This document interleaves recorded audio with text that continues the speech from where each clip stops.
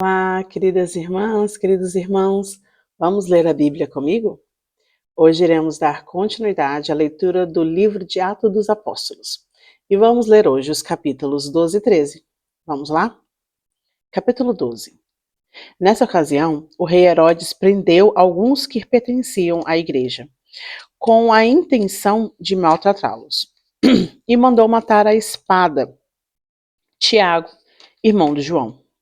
Vendo que isso agradava os judeus, prosseguiu pretendendo também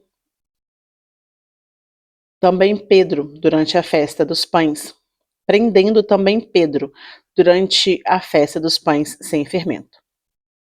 Tendo-o prendido, lançou-o no cárcere, entregando-o para ser guardado por 4 escoltas de 4 soldados cada um. Herodes pretendia submetê-los a julgamento público depois da Páscoa. Pedro, então, ficou detido na prisão, mas a igreja orava intensamente a Deus por ele.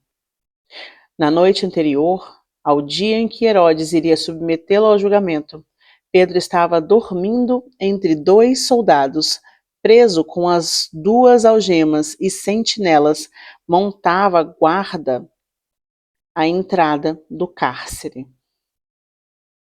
Repentinamente apareceu um anjo do Senhor, e a luz brilhou na cela. Ele tocou ao lado de Pedro e o acordou.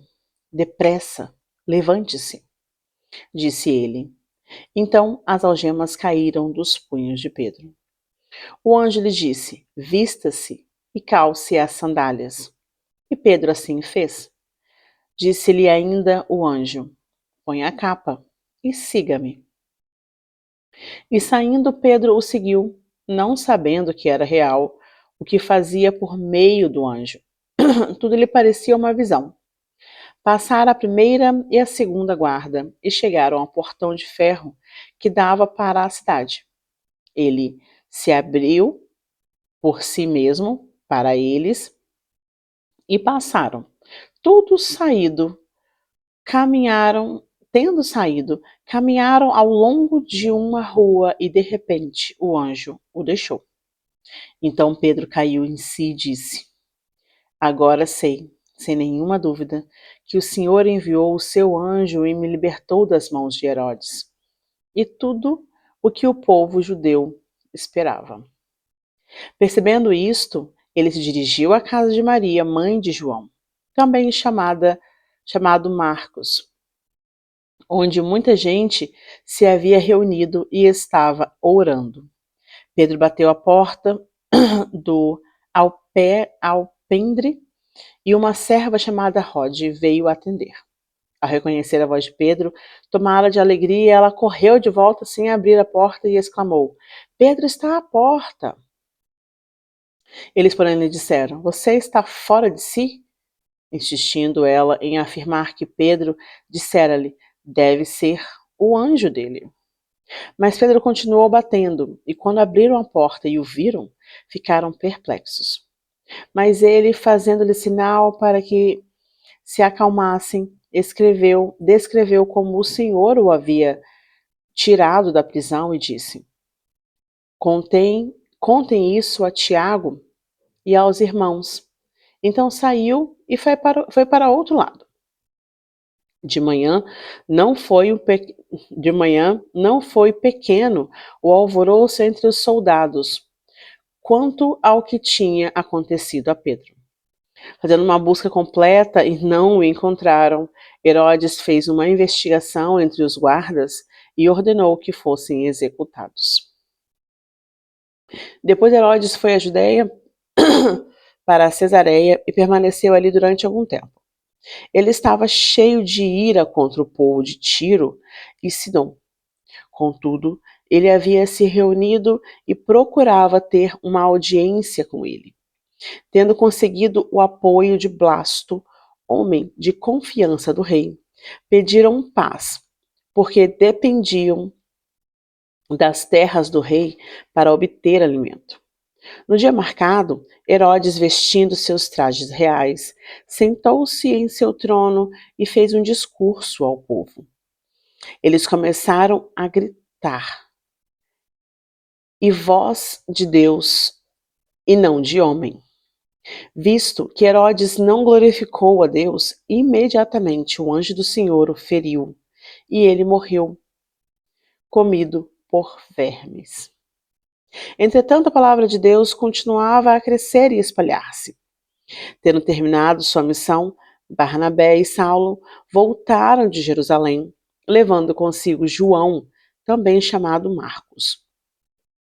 Na igreja de Antioquia havia profetas e mestres: Barnabé, Simeão, chamado Niger, Lúcio de Cirene, Manaé, que fora criado com Herodes, o tetrarca. E Saulo, enquanto adorava o Senhor e jejuava, disse o Espírito Santo: Separe-me Barnabé e Saulo para a obra a que os tenho chamado. Assim, depois de jejuar e orar, impuseram-lhe as mãos e os enviaram. Enviados pelo Espírito Santo, desceram a Seleucia e dali navegaram para Chipre. Chegando em Salamina, proclamaram a palavra de Deus nas sinagogas judaicas. João estava com eles como auxiliar. Viajaram por toda a ilha até que chegaram a Pafos. Ali encontraram um judeu chamado Bar-Jesus, que praticava magia e era falso profeta. Ele era assessor do procônsul Sérgio Paulo. O procônsul, sendo um homem culto, mandou chamar Barnabé e Saulo porque queria ouvir a palavra de Deus. Mas Elimas, o mágico, esse é o significado do seu nome, opôs-se a eles e tentava desviar a fé do procônsul. Então Saulo, também chamado Paulo, cheio do Espírito Santo, olhou firmemente para Elimas e disse: Filho do diabo e inimigo de tudo que é justo, você está cheio de toda espécie de engano e maldade. Quando é que vai parar de perverter os retos caminhos do Senhor? Saiba agora que a mão do Senhor está contra você, e você ficará cego e incapaz de ver a luz do sol durante algum tempo. Imediatamente vieram sobre ele névoa e escuridão, e ele, tateando, procurava quem o guiasse pela mão. O procônsul, vendo o que havia acontecido, creu profundamente, impressionado com o ensino do Senhor. De Pafos, Paulo e seus companheiros navegaram para Perge, na Panfilia. João os deixou ali e voltou para Jerusalém. De Perge, prosseguiram até a Antioquia de Pisídia. No sábado, entraram na sinagoga e se assentaram. Depois da leitura da lei e dos profetas, os chefes da sinagoga lhe mandaram dizer: Irmãos, se vocês têm uma mensagem de encorajamento para o povo, falem. Pondo-se em pé, Paulo fez sinal com a mão e disse: Israelitas e gentios tementes a Deus, ouçam-me. O Deus do povo de Israel escolheu nossos antepassados e exaltou o povo durante a sua permanência no Egito. Com grande poder o fez sair daquele país e os aturou no deserto durante cerca de 40 anos. Ele destruiu 7 nações em Canaã e deu a terra delas como herança ao seu povo. Tudo isso levou cerca de 450 anos. Depois disso, ele lhes deu juízes até o tempo do profeta Samuel. Então, o povo pediu um rei, e Deus lhes deu Saul, filho de Quis, da tribo de Benjamim, e reinou 40 anos. Depois de rejeitar Saul, levantou-lhes Davi como rei, sobre quem testemunhou: encontrei Davi, filho de Jessé, homem segundo o meu coração. Ele fará tudo o que for da minha vontade. Esse versículo 22 é citado e de encontro com 1 Samuel, capítulo 13, versículo 14. Da descendência desse homem, Deus trouxe a Israel o Salvador Jesus, como prometera. Antes da vinda de Jesus, João pregou um batismo de arrependimento para todo o povo de Israel. Quando estava completando a sua carreira, João disse: Quem vocês pensam que eu sou? Não sou quem vocês pensam, mas eis que vem depois de mim aquele cujas sandálias não sou digno nem de desamarrar. Irmãos, filhos de Abraão e gentios temente a Deus, a nós foi enviada esta mensagem de salvação. O povo de Jerusalém e seus governantes não reconheceram Jesus, mas, ao condená-lo, cumpriram as palavras dos profetas que são lidas todos os sábados. Mesmo não achando motivo legal para uma sentença de morte, pediram a Pilatos que o mandasse executar. Tendo cumprido tudo o que estava escrito a respeito dele, tiraram-no do madeiro e colocaram-no no sepulcro. Mas Deus o ressuscitou dos mortos, e por muitos dias foi visto por aqueles que tinham ido com ele da Galileia para Jerusalém. Estes agora são testemunhas de Jesus para o povo.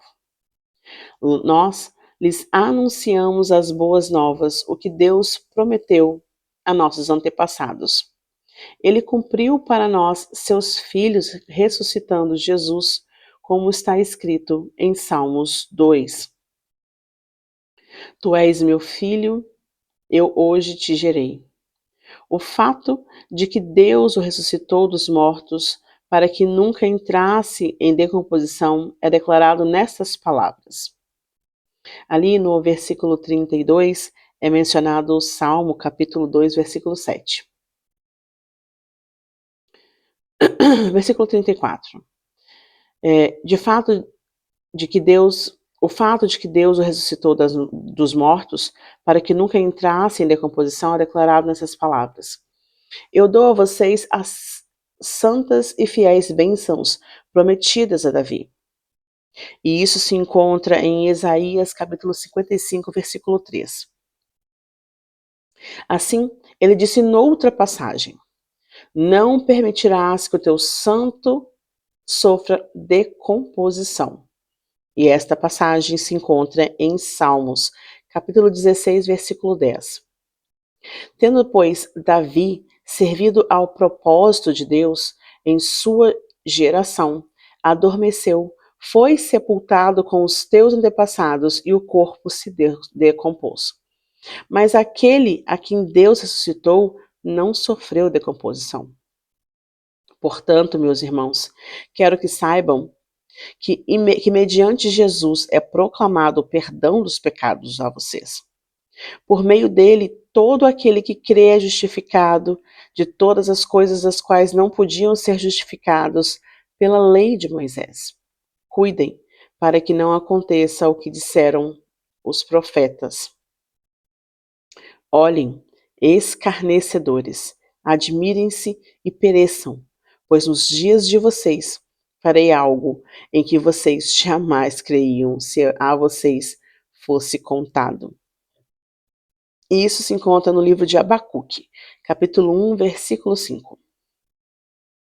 Quando Barnabé e Paulo estavam saindo da sinagoga, o povo os convidou a falar mais a respeito dessas coisas no sábado seguinte. Despedida a congregação, muitos dos judeus e estrangeiros piedosos convertidos ao judaísmo seguiram Paulo e Barnabé. Estes conversaram com eles, recomendando-lhes que continuassem na graça de Deus. No sábado seguinte, quase toda a cidade se reunira para ouvir a palavra de Deus.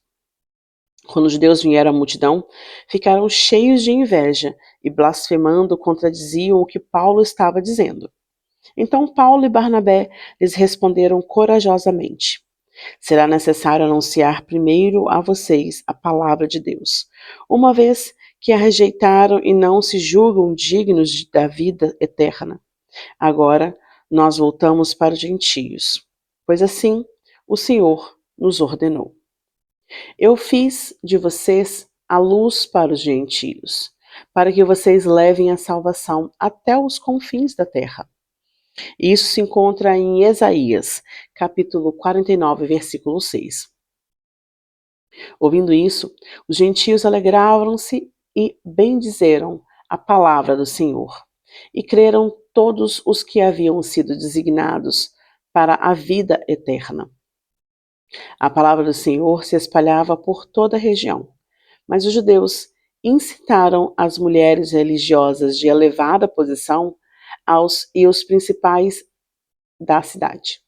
E provocando, perseguiram contra Paulo e Barnabé, os expulsaram dos seus territórios, e estes sacudiram o pó dos seus pés, e em protesto contra eles, e foram para Icônio. Os discípulos continuavam cheios de alegria e do Espírito Santo. Por hoje é só. Deus os abençoe.